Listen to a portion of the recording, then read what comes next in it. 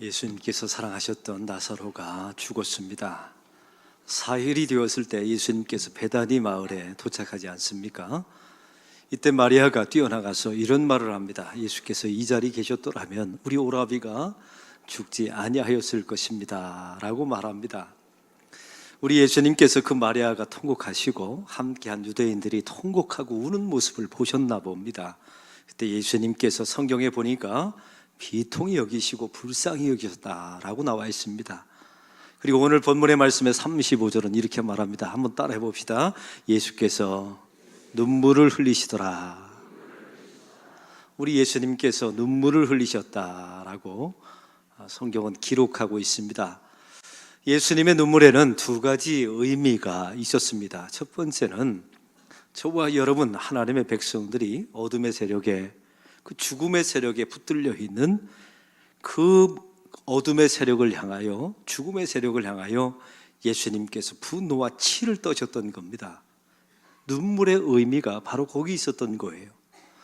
두 번째는 그 어둠의 세력, 죽음의 세력에 꼼짝없이 붙들려서 통곡할 수밖에 없는 하나님의 백성들을 보시고 예수님께서 그 고통에 동참하신 것입니다.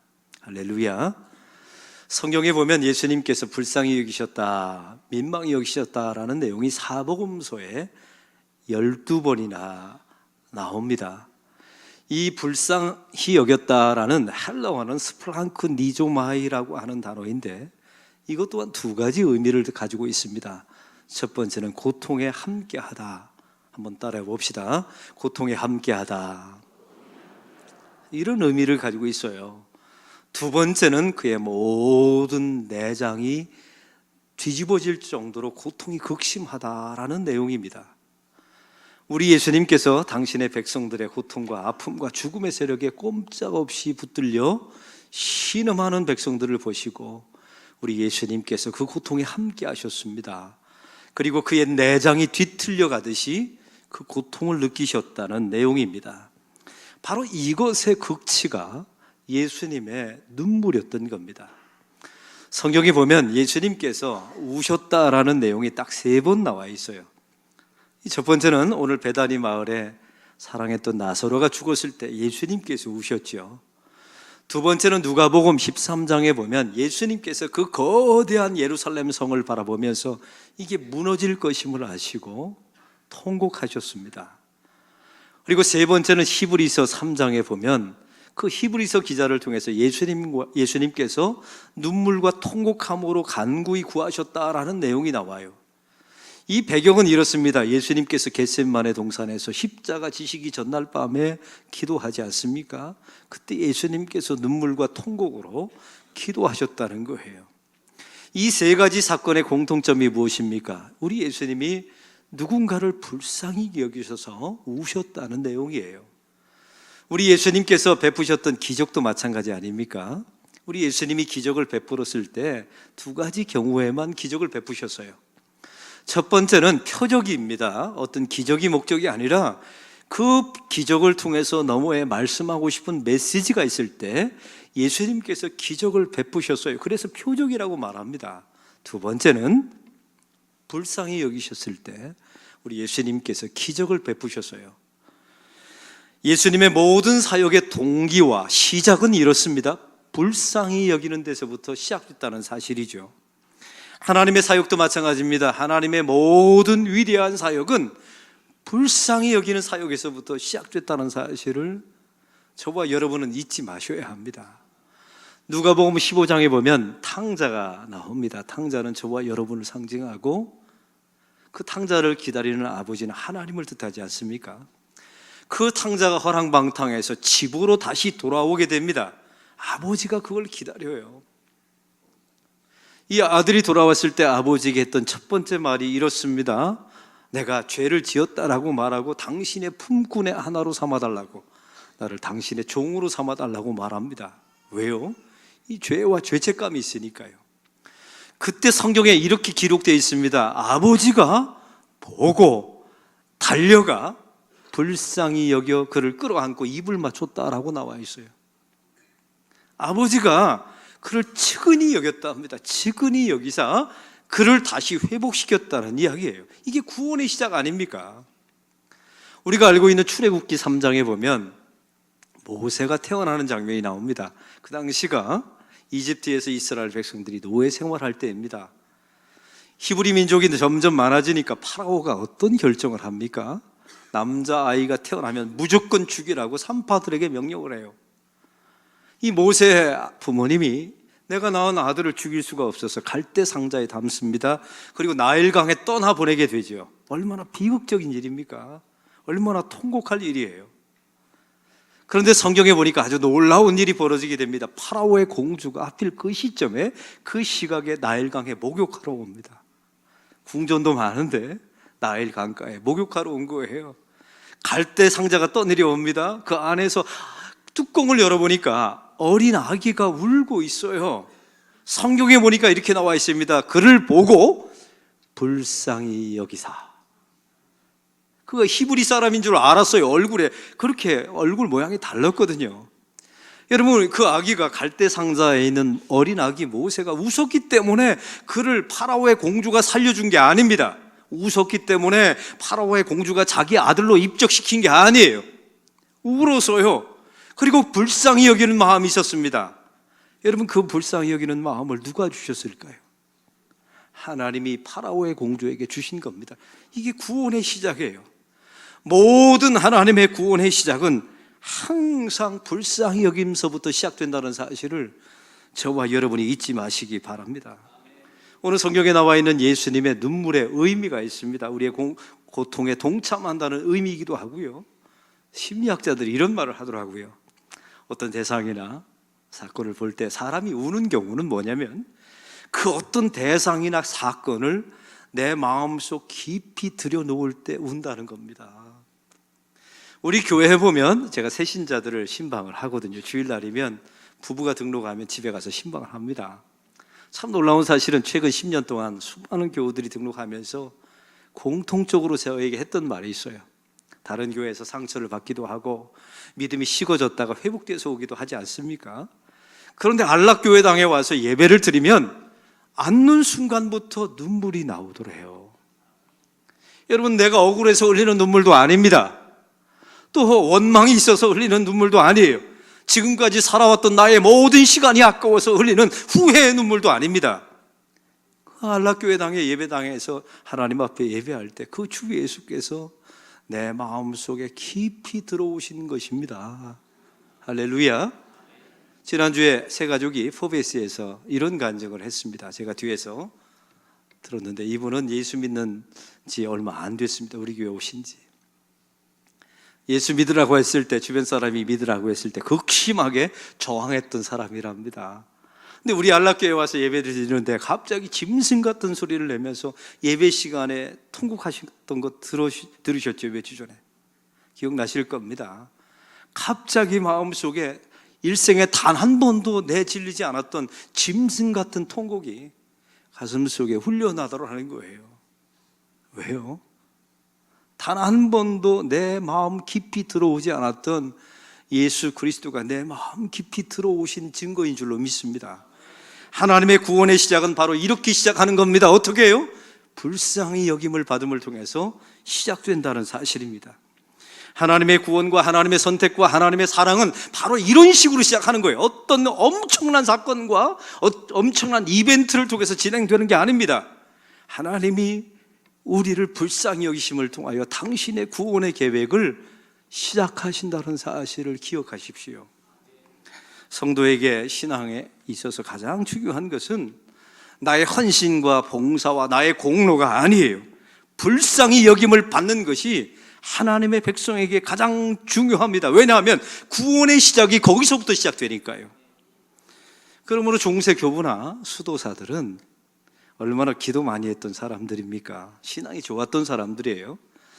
이런 사람들이 기도할 때마다 가장 많이 자주 반복적으로 끝까지 기도했던 제목은 이런 거였다 합니다. 하나님이여 나를 불쌍히 여겨 주옵소서. 한번 따라해 봅시다. 하나님이여 나를 불쌍히 여겨 주옵소서.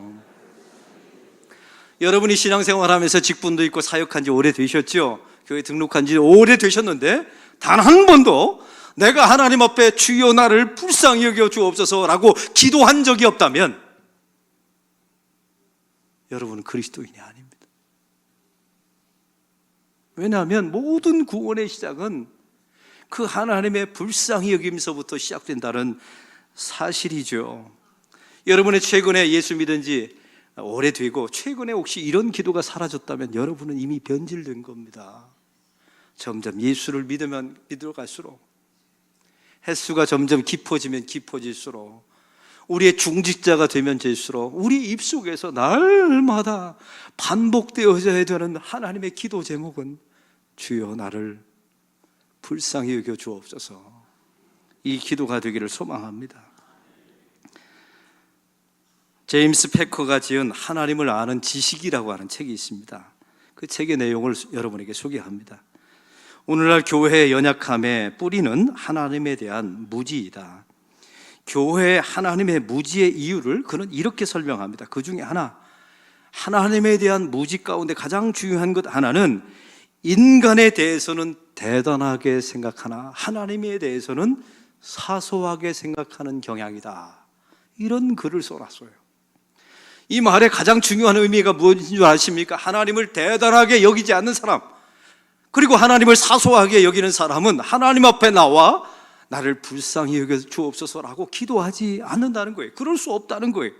하나님을 위대하게 나를 작게 여기는 사람이 항상 주님 앞에 나와 나를 불쌍히 여겨달라고 기도한다는 사실입니다. 사랑하는 성도 여러분, 예수님을 가장 기쁘시게 하는 말이 무엇일까요? 주님, 제가 이런 공로했어요. 제가 이렇게 놀라운 헌신, 헌금했습니다. 저 같은 사람이 천국 갈 가능성이 많지요. 그런 사람은 천국에 없어요. 주여 저는 죄인입니다. 저를 불쌍히 여겨달라고 기도하는 사람이 바로 하나님 나라 천국에 임하는 줄로 믿습니다. 여러분, 누가복음 18장에 보면 바리새인과 세리의 기도가 나와요. 이 바리새인은 하늘을 우러보면서 이렇게 기도하죠. 주여, 내가 그 음식도 일에 한 번씩 하고 저는 11조도 드렸습니다 라고 기도해요. 그런데 놀라운 사실은 세리는 고개를 아래를 향하고 이렇게 말합니다. 주여 나를 불쌍히 여겨 주옵소서, 저는 죄인입니다 라고 기도해요. 성경에 보니까 예수님께서 이렇게 말하죠. 그 세리가 의롭다함을 받고 갔다라고 나와 있어요. 그 세리가 천국 갔다는 말씀을 하고 싶었던 글이죠. 여러분, 우리가 이런 불쌍히 여김을 받는 것이 얼마나 신앙생활에 중요한지 몰라요. 불쌍히 여김을 받으면 바로 여러분의 문제가 해결되고 그리스도 안에서 승리하게 될 줄로 믿습니다. 저는 어렸을 때 2살 터울 여동생이 있어요. 참 많이 싸웠습니다. 먹을 거 놓고도 싸우고, 하여튼 여동생하고 아주, 제 여동생이 또 저한테 많이 대들기도 했어요. 싸우다 보면 제가 힘이 세니까 여동생을 때릴 것 아닙니까? 그럼 와 울면요, 아버지가 둘을 불러다 놓고 이제 때리는 거예요. 쌍방과실이다 이거 하면서 혼내시는데, 놀라운 거는요, 제 여동생은 안 맞고 저는 엄청 맞았어요. 왜냐하면 이유가 있더라고요. 저는 안 맞으려고 도망다니다가 뒤지게 맞고요, 제 여동생은 참 이게 지혜롭고 아주 수법이 고단수예요. 저는 눈이 작지만 제 여동생은 눈이 크거든요. 눈을 크게 뜨고 닭독 같은 눈물을 뚝뚝 흘리면서 아버지를 쳐다보는 겁니다. 뭐라고 속으로 말하면서 쳐다봤을까요? 아버지 나를 불쌍히 여겨줘. 그럼 아버지가 그 동생을 못 때려요. 제가 이 비밀을 한참 후에 알았지 않습니까? 그래서 저도 따라 하려고요, 아버지가 뗄 때 안 도망 다니고 한 번은 제가 눈을 뜨고 눈물을 흘렸더니 아버지가 통하질 않아요. 왜? 보니까 제가 눈이 작더라고요. 제가 이걸 보면서 깨달은 게 있습니다. 불쌍히 여김을 받으면 맞을 매도 안 맞아요. 이게 하나님의 비밀의 원칙 아닙니까? 오늘 성경에 보니까 예수님께서 불쌍히 여김을 받았던 이 마리아의 삶이 어떻게 바뀝니까? 불쌍히 여김을 받은 자는 누군가를 불쌍히 여기는 사역을 감당하게 됩니다. 이게 하나님의 사역의 원칙이에요. 여러분, 그 다음 장에 보면 이 마리아가, 나사로에 누워있던 마리아가 예수님께 향유 옥합을 가지고 와서 예수님께 깨트리지 않습니까? 예수님의 장사를 준비하는, 예수님의 죽음을 준비하는 그 놀라운 일을 하게 돼요. 예수님이 가장 은혜로, 가장 긍휼이 필요한 그 시점에 예수님께 향유를 붓습니다. 마리아가 또 누구입니까? 예수님께서 십자가에 죽으셨습니다. 그의 무덤에 향유를 가지고 찾아온 여인 중에 하나가 마리아였어요.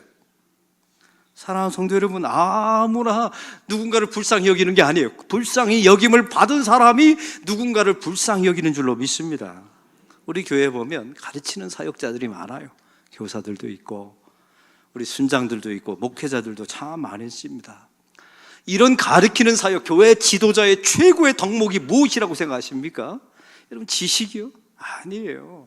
남보다 해박하고 열심인 거 좋지만 그것이 최고의 덕목이 아니에요. 교회 사역을 하면 할수록 깨달은 게 있어요. 교회 사역의 교사의 사역자의 모든 사역의 가장 중요한 덕목은 불쌍히 여기는 사역입니다. 할렐루야. 사단의 계략이라고 하는 칼럼을 제가 읽어본 적이 있어요. 미국 목사님이 이 칼럼을 쓰셨는데요, 내용은 이렇습니다.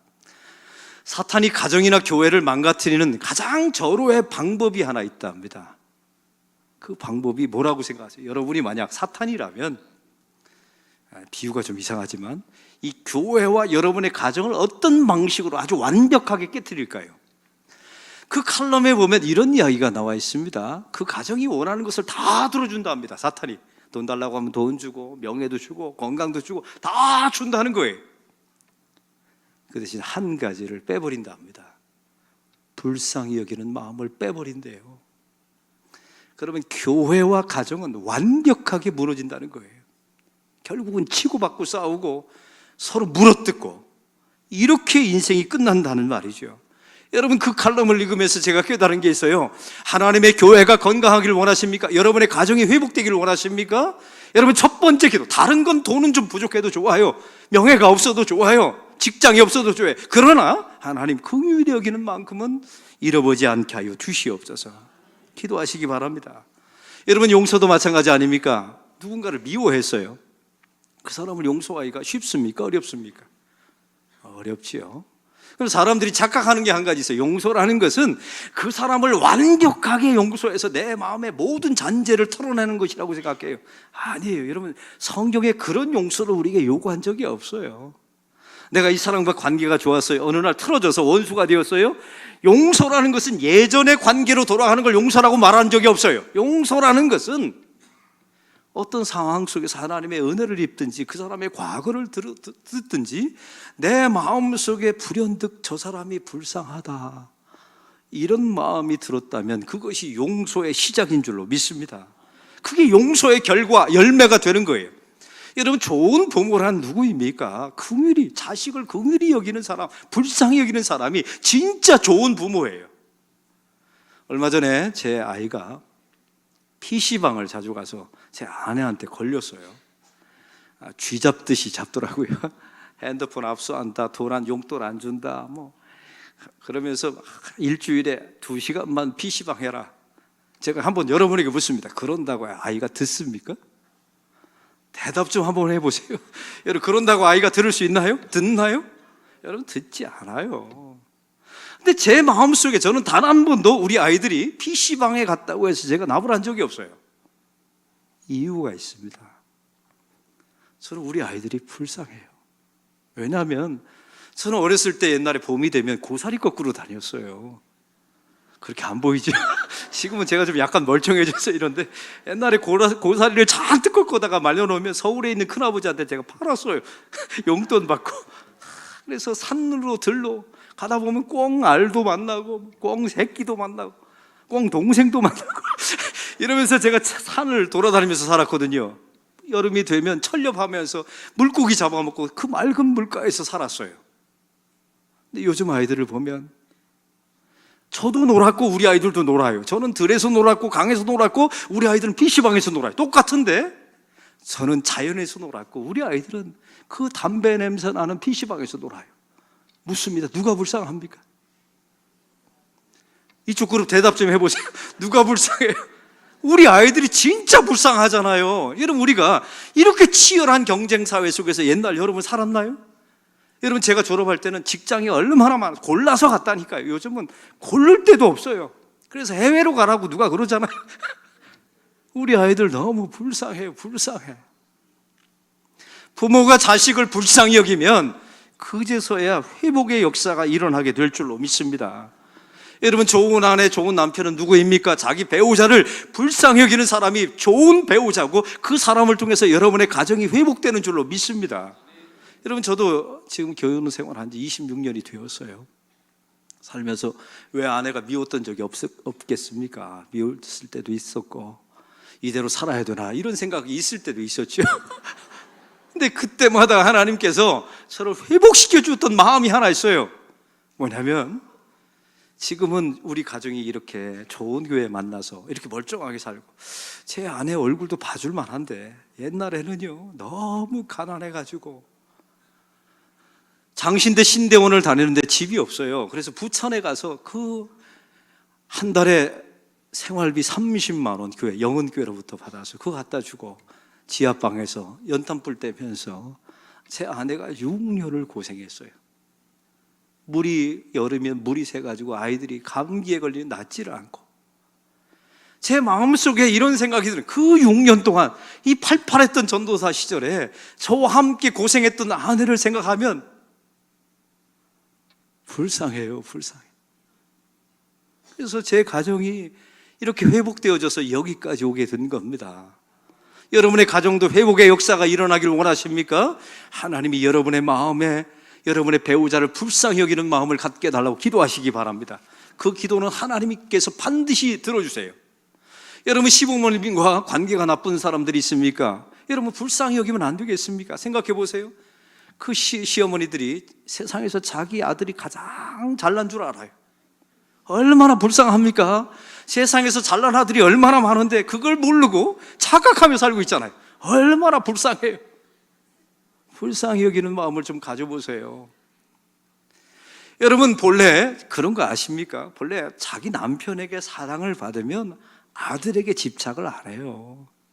근데 남편에게 사랑을 받지 못한 시어머니들이 그 사랑을 누구한테 쏟아부어요? 아들한테. 그러니 얼마나 불쌍해요. 남편한테 사랑을 못 받아본 우리 시어머니. 할렐루야.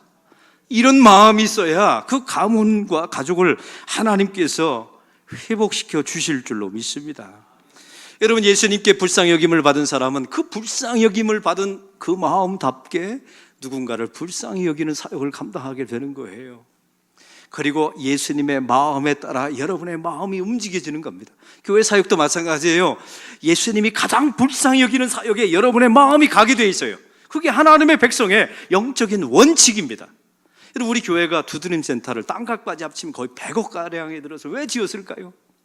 제가 10년 동안 목회하면서 제가 교육 목회를 했기 때문에요. 제가 MA를 했기 때문에 아니에요.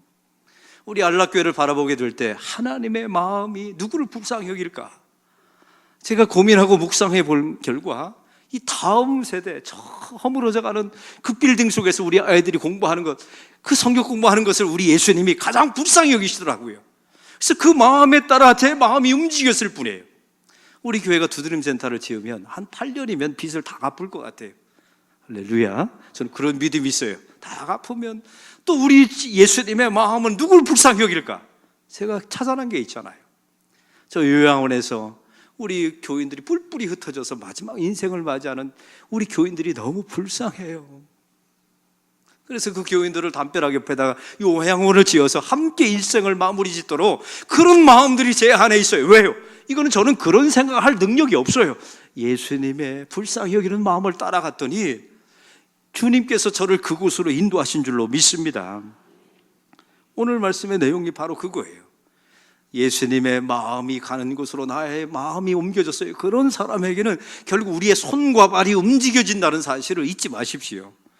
저는 오늘 성경에 예수님께서 이런 말씀하십니다. 너의 돌을 옮겨 놓으라 라고 말씀하세요. 여러분, 이상하지 않아요?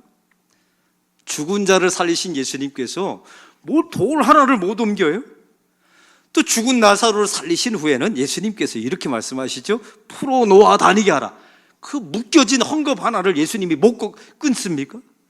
예수님이 돌을 옮겨 놓으라, 풀어놓아 다니게 하라, 헝겊을 풀어놓아 다니게 하라 라고 우리에게 손과 발을 움직이도록 말씀하십니다. 왜요?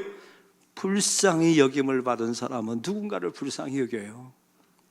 예수님께서 불쌍히 여기는 사람에게 우리의 시선과 우리의 발이 움직여집니다. 아니, 나의 손과 발이 반드시 움직여져야 돼요.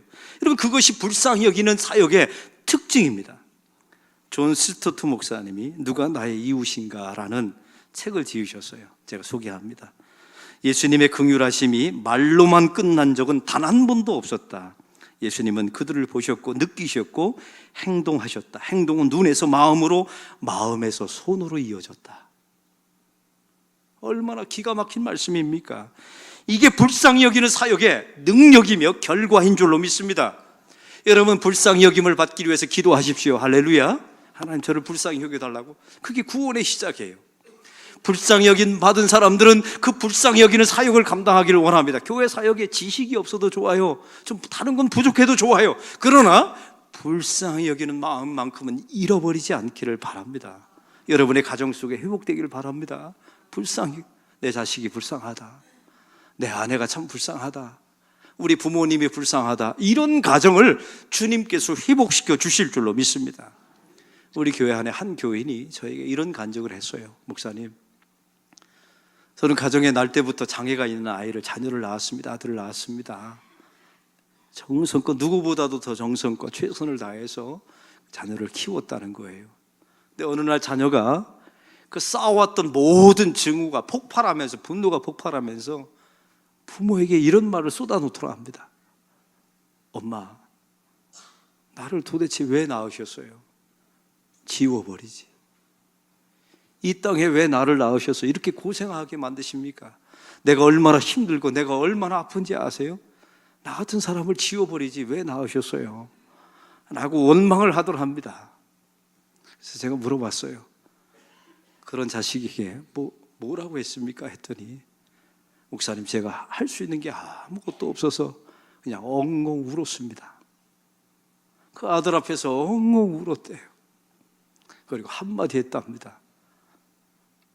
미안하다고, 내가 미안하다고 그 어머니가 그 아들에게 했답니다. 그래서 그 말을 왜 하셨어요? 했더니 우리 아들이 불쌍해서요. 우리 아들이 너무 불쌍해서 그 말밖에는 할 말이 없었답니다. 여러분, 이게 부모의 마음 아닙니까? 그 가정, 그 자녀 회복되어져 가고 있고 그 가정을 하나님께서 온전하게 만들어 가고 있습니다. 할렐루야. 이게 바로 하나님의 사역의 능력입니다. 불쌍히 여기는 곳에, 눈물이 있는 곳에 주님께서 반드시 회복의 역사를 일으켜 주십니다. 저희 아이가 어렸을 때, 9살 때 이 심장이 눌리는 그런 천천성 기형으로 태어났습니다. 그래서 이 가슴을 도려내서 이걸 전체를 들어 올리는 그런 아주 큰 수술을 어렸을 때 제 첫째 아이가 했습니다. 이게 목회자 집안에 이제 이런 일이, 어린아이를 놓고 수술하니 이게 얼마나 저희가 두렵고 떨었겠습니까? 아이 병원에서, 대형 병원에서 수술을 하는데 아이를 마취를 하고 이제 수술대에 보내는 겁니다. 마지막 보는데 그 아이를 그 수술대에서 벌써 이미 마취된 상태에서 정신이 없더라고요. 그걸 들여보냈어요. 수술대로 들여보내고 났는데 제 아내가 펑펑 통곡하며 우는 겁니다. 펑펑 통곡하면서 우는 거예요. 저는 이렇게 짐승처럼 우는 여자를 본 적이 없어요. 울더라고요. 두 번째 제 아내는 또, 제 아이가, 그 첫 번째 아이가, 저희 집안에는 룰이 하나 있어요. 중학교 1학년이 되면 반드시 집을 떠나야 됩니다. 저도 중학교 1학년 때 집을 떠나서 도시로 가서 제가 홀로 섰거든요. 그래서 제 첫째 아이를 태국 땅에 제가 후원했던 선교사님에게 3년 동안 보냈습니다. 그때 마침 제가 소망교회 부목사로 있었기 때문에 바빠서 아이를 데려다 줄 시간이 없었어요. 제 아내가 그 아이를 데리고 데려다 주고 왔어요.